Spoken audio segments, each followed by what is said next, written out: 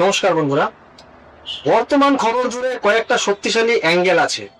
BJP সরকার 9 মে 2026-এ ক্ষমতায় আসে এবং শুভেন্দু অধিকারী তার মুখ্যমন্ত্রী হন। এখন 100 দিনের রিপোর্ট কার্ড নিয়ে বিজেপি প্রায় 4 কোটি ভোটারের কাছে পৌঁছে ফিডব্যাক নেওয়ার কর্মসূচি শুরু করেছে। একই সময়ে দলের মধ্যে এক্সটর্শন, কারাপশন নিয়ে ব্যবস্থা নেওয়ার খবর এসেছে। আবার বিরোধীদের পক্ষ থেকে রাজনৈতিক ইমিটেশন ও অপোজিশন সেপারেশনসের অভিযোগও এখানে উঠে এসেছে। বাংলায় বিজেপি সরকার 100 দিনেই মানুষ কতটা খুশি হয়েছে।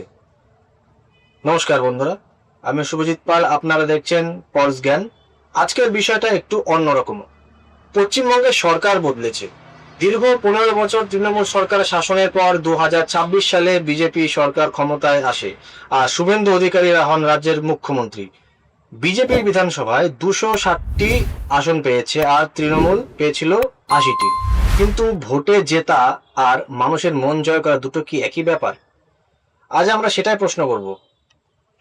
100 দিনের বিজেপি সরকার নিয়ে বাংলার সাধারণ মানুষের আসল রিয়াকশনটা কি?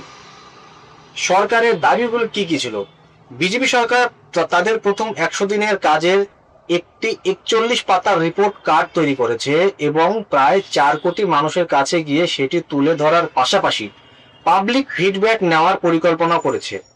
সরকারের পক্ষ থেকে যেসব বিষয়কে গুরুত্ব দেওয়া হচ্ছে তার মধ্যে রয়েছে আয়ুষ্মান ভারত, আয়ুষ্মান ভারতের ইমপ্লিমেন্টেশনের, আর বর্ডার ফেন্সিং এর জন্য বিএসএফ কে জমি দেওয়া, সরকারি চাকরির ক্ষেত্রে আপার এজ লিমিট বৃদ্ধি এবং অন্নপূর্ণা যোজনা। অর্থাৎ সরকারের মেসেজ পরিষ্কার যে পরিবর্তন তো শুরু হয়েছে, এবার তার ফল মানুষের ঘরে পৌঁছবে। কিন্তু প্রশ্ন হচ্ছে, মানুষ কি সেই পরিবর্তন দেখতে পাচ্ছে? সাধারণ মানুষের মধ্যে সবচেয়ে বড় প্রশ্ন। এখানে পাবলিক রিয়াকশন সব থেকে গুরুত্বপূর্ণ। একজন সাধারণ মানুষ সরকারের কাছে খুব কমপ্লিকেটেড কিছু চান না। তিনি চান চাকরি আছে কি, ব্যবসা করতে সমস্যাটা কি হচ্ছে, রাস্তাঘাট ঠিকঠাক আছে, সরকারি হাসপাতালে পরিষেবা পাওয়া যাচ্ছে কি, পুলিশের কাছে গেলে নিরপেক্ষভাবে অভিযোগ নেওয়া হচ্ছে কি, এবং এসব গুরুত্বপূর্ণ। আগের সরকারের যে সমস্যাগুলোর বিরুদ্ধে ভোট হয়েছিল সেগুলো কি সত্যি কমেছে? কারণ সরকার বদলালে যদি মানুষের দৈনন্দিন অভিজ্ঞতা না বদলায় তাহলে কয়েক মাস পর মানুষ আবার প্রশ্ন করবেই, তাহলে পরিবর্তনটা কোথায়? এখন এক্সটর্শন নিয়ে একটা বড় প্রশ্ন। বিজেপি ক্ষমতায় আসার পরেও তোলাবাজি নিয়ে বড় প্রশ্ন উঠেছে। এমনকি বেঙ্গল বিজেপি প্রেসিডেন্ট সৌমিক ভট্টাচার্য তিনি নিজেও বলেছেন যে সরকার ক্ষমতায় আসার পরে এই সমস্যা পুরোপুরি দূর করা একদম যায়নি এবং দলের একটি অংশের মধ্যে এই একই ধরনের প্রবণতা কিন্তু দেখা গেছে।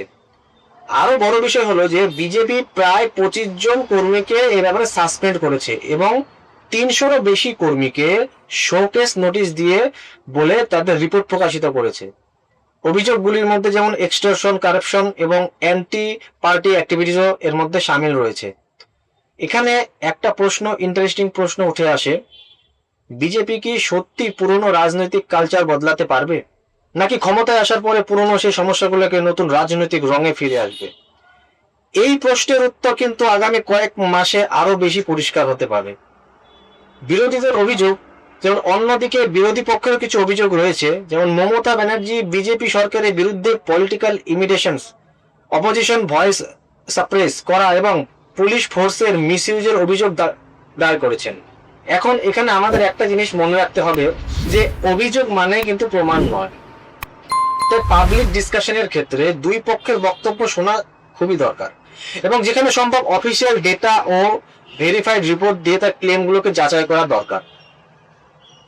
কারণ রাজনৈতিক পডকাস্টের উদ্দেশ্যে শুধু একটা দলকে প্রেস বা অ্যাটাক করা নয়, উদ্দেশ্য হওয়া উচিত যে কে কি বলছে আর বাস্তবে কি হচ্ছে, তাহলে মানুষ কি চাচ্ছে।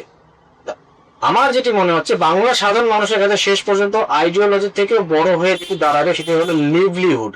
অর্থাৎ মানুষ জানতে চাইবে যেমন চাকরি কোথায়, ইনভেস্টমেন্ট কতটা এলো, শিল্প কারখানা কতটা তৈরি হলো, সরকারি পরিষেবা কতটা উন্নত হলো, আইন শৃঙ্খলা কিরকম হলো বা কেমন হলো, আর সবচেয়ে গুরুত্বপূর্ণ যে সাধারণ মানুষ কি প্রশাসনের সামনে আগের থেকে বেশি নিরাপদ ও স্বাধীন বোধ করছে।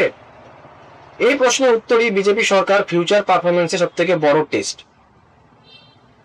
তাহলে এবার পাবলিক রিয়াকশনের জন্য আমি কিছু প্রশ্ন আপনাদের দিয়ে যাচ্ছি, যে এবার আপনাদের কাছে প্রশ্ন, আপনি যদি পশ্চিমবঙ্গের বিজেপি সরকারকে 10-এর মধ্যে নম্বর দেন তাহলে কত দেবেন?